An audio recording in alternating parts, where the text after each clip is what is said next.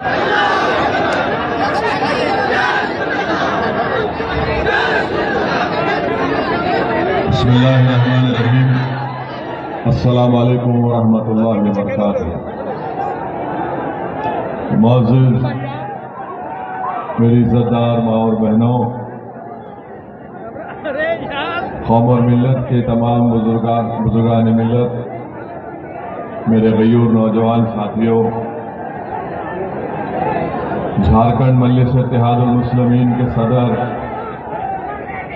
जनाब मोहम्मद शाकिर साहब,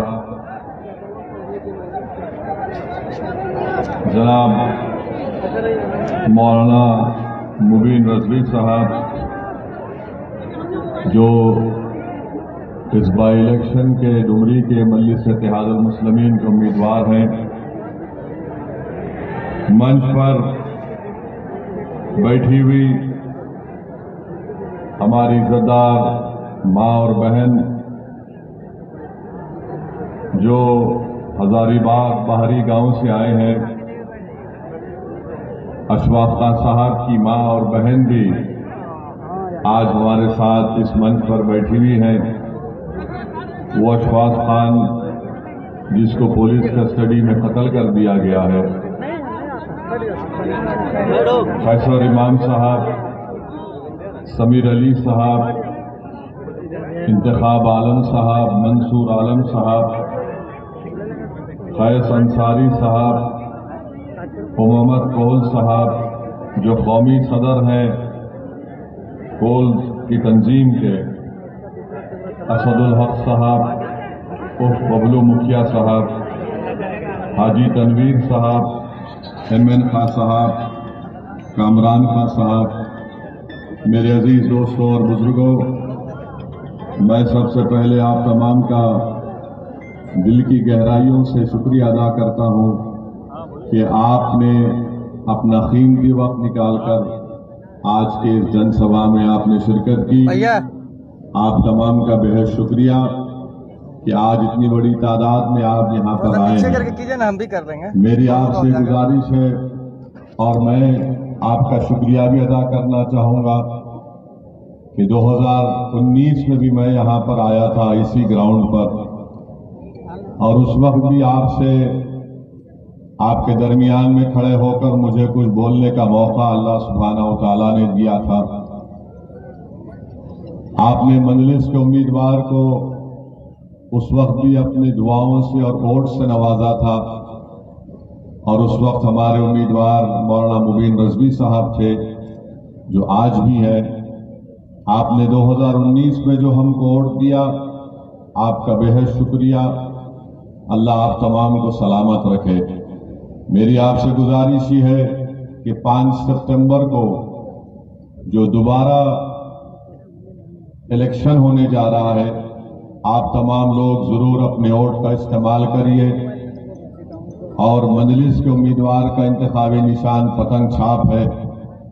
पतंग छाप पर बटन दबाकर आप अपने इत्तेहाद को कामयाब करिए, अपने सियासी शऊर को कामयाब करिए, और इस विधानसभा के विकास के लिए, इस विधानसभा में गरीबों और मजलूमों की विकास के लिए, झारखंड की कमजोर और मजलूम अवाम की इंसाफ के लिए एक आवाज को आप झारखंड के विधानसभा में भिजाइए।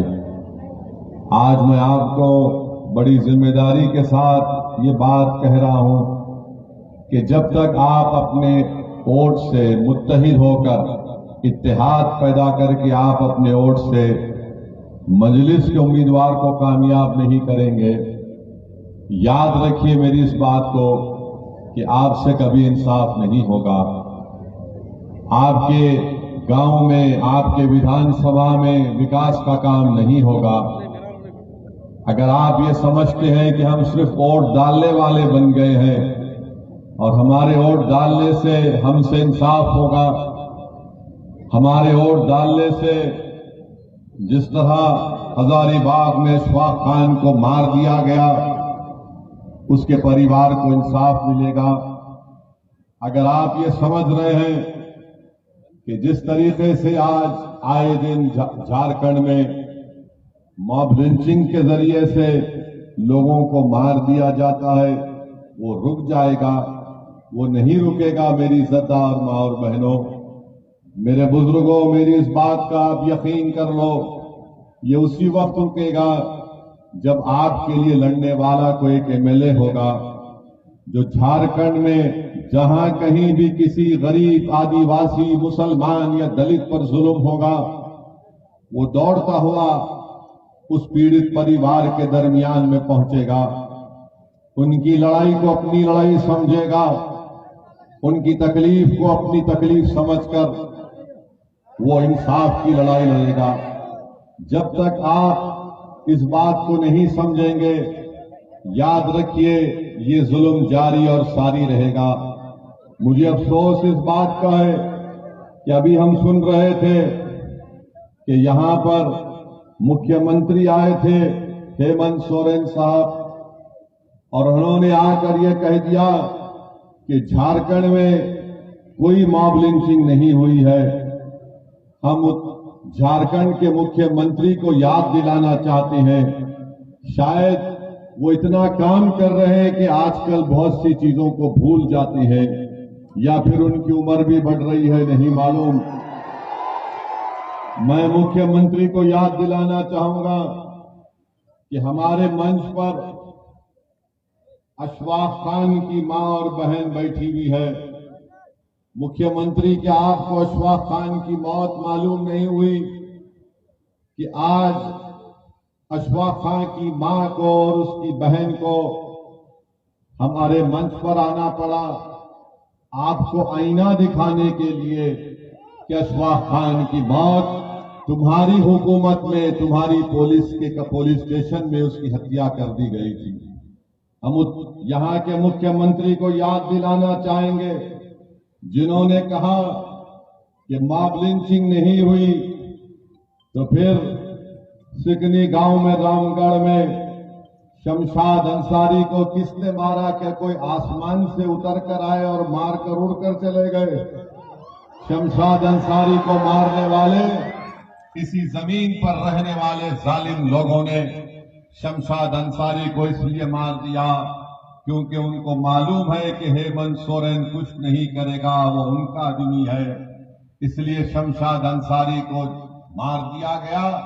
और जब पीड़ित परिवार आज भी इंसाफ के लिए लड़ाई लड़ रही है, शमशाद अंसारी के पीड़ित परिवार के लोग आज हमसे मुलाकात करने के लिए आ रहे थे, तो रास्ते में कांग्रेस के गुलामों ने उनको रोक लिया और कहा कि मत जाओ ओवैसी के पास, हम तुम्हारा कुछ कर देंगे। अरे ओवैसी से मिलने से तुम रोक तो सकते हो, मगर तुम मेरी आवाज को उनके दिलों तक पहुंचाने में रोक नहीं पाओगे। तुमने शमशाद अंसारी को खामोश कर दिया, मगर शमशाद अंसारी के रूप में हर बच्चा झारखंड से खड़ा होगा और हेमंत सोरेन से कहेगा कि मेरा नाम शमशाद अंसारी है, बताओ मुझसे इंसाफ कब किया जाएगा। आज अगर ये सरकार सत्ता में है और इस सरकार का मुख्यमंत्री ये कहता है कि कोई मॉब लिंचिंग नहीं हुई है, तो फिर वाजिद अंसारी को एक इलेक्ट्रिक के पोल से बांधकर पीटा गया था चोरी के झूठे इल्जाम में।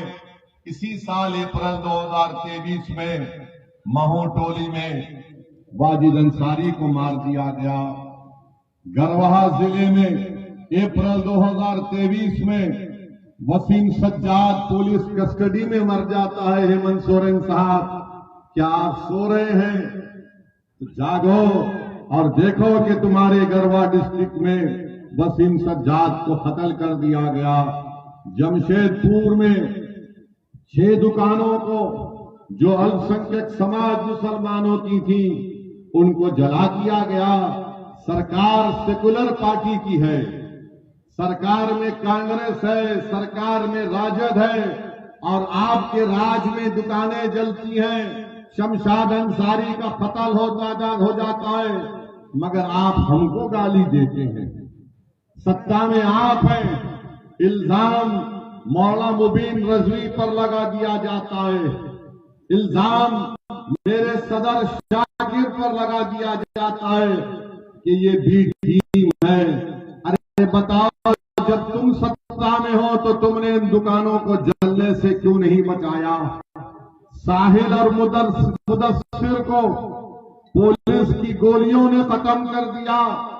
यकीनन ये हमारे लिए शहीद है, मगर साहिल और मुदस्सिर से मिलने कौन गया था? मैं गया था साहिल और मुदस्सिर से मिलने के लिए।